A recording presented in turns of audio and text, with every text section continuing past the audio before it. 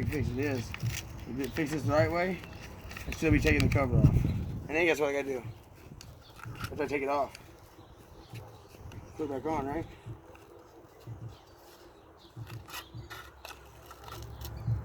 That's where shit gets a little crazy.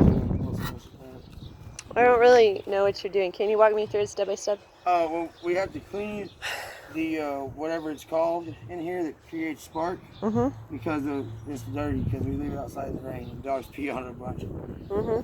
Now there's other things like it could have no compression.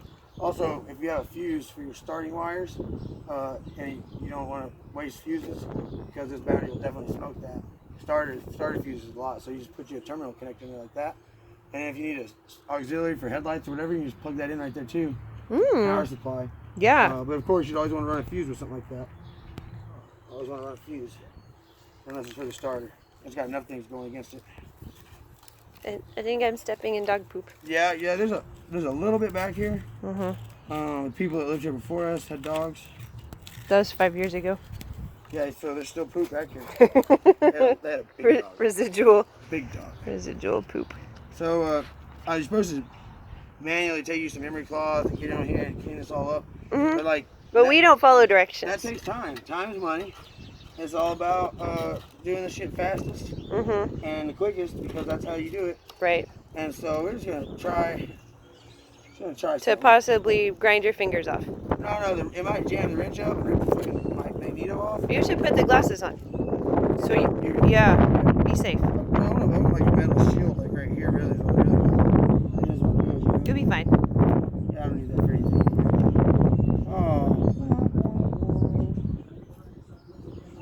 So you think I'd talk you into coming over here and hold these wires on here for me?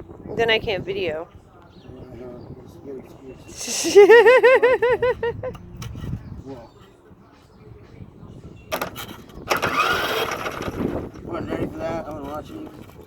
So, abracadabra, B. You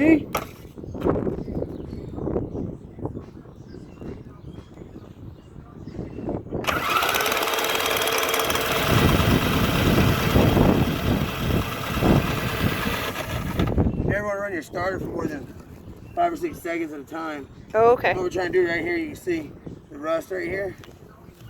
And you come from the front right here and look in here. As this comes around here, this section where this line is that's what actually makes this spark. There's an adjustment. See the rust right there?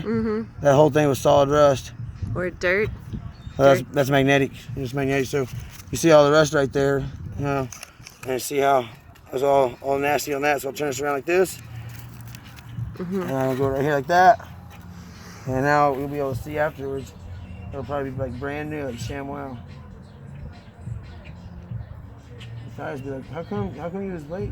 Should have did anything. You're like, well, I gotta mow the yard. You know, mow the yard, I gotta get mowing. But I'm proud to say I don't think I've purchased a lawnmower in about 7 years. One time ago, proud of that. I almost went to jail over this one. Or no, the one before this one. Frank Cobb wanted to talk to me about it. I was like, what's up? What's up?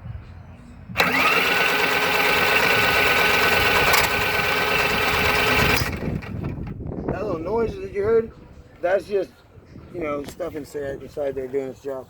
All right, before we had a big line of rust right here. We come in here, right there, you see that line? That's where the magnet is. And we got zero rust, shinier than a mofo. So now I really hope that when I turn this kill switch to off, because the kill switch, the killer must be on, so now we're off. Now I hope that whenever I take this and ground it, just some shiny bare metal on the chassis. There we go, I had to hold this before. Now we're good, it'll just sit right there. Hopefully that thing sparks better than it was doing before. I'm just gonna try to get you in the spark cave here. See what I can do for you. Woo! Whoa! Oh man! Watch out! Whoa! Look out, man! Live action. It's still not really sparking that good. That's not good. Probably won't start. I'll be surprised if it starts. What has to happen now is we go get ready to go to Matthias' wedding, but strategically drilled a hole here because this is important. This supports our fuel tank. We kept three of these supports on this piece for this fuel tank only. I'm gonna drill a hole here so I can get to this bolt that's over here, and somebody that's no good at what they do is business card we stick it in there and tighten it down. And if I have to, I clean these edges up. But there's no way to do that quickly and fast. So we just say, whatever, YOLO. Well, it's worth a shot.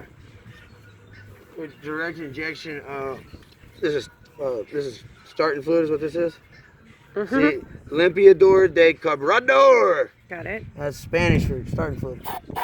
That's straight there, right there in the combustion chamber, just like that. Yeah. If it doesn't start, it should shoot the spark plug. It says, the number on it says 5861. That's how many Newton meters it's going to shoot. Distance, Newton meters. It's poison too. This is poison. What? Poison. Yeah, poisonous for motors that don't want to run.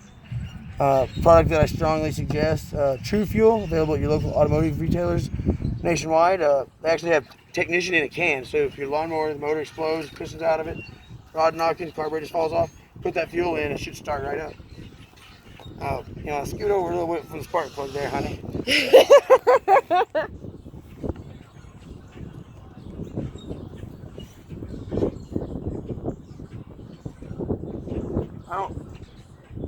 Can't tell if it's actually squirting any gas in there or not. Oh, there it goes, of course, now that just in case, a little bit of this from both ends, Spray in the intake, spray some in the exhaust pipe. Yeah, spray like air. Like a bulldozer. Bulldozer, that's how you do it. And then you just like, what up, Billy Young?